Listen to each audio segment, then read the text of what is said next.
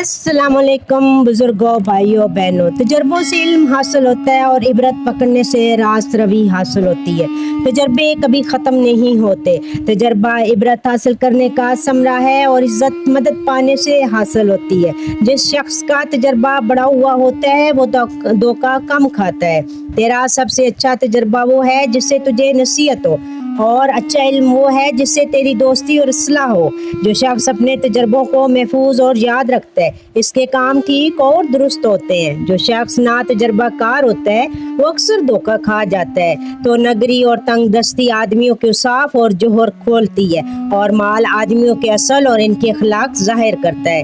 بندگی حکم کے ماننے میں ہے، اور دنیا سے بے لاگ ہونا ہی تو نگری ہے۔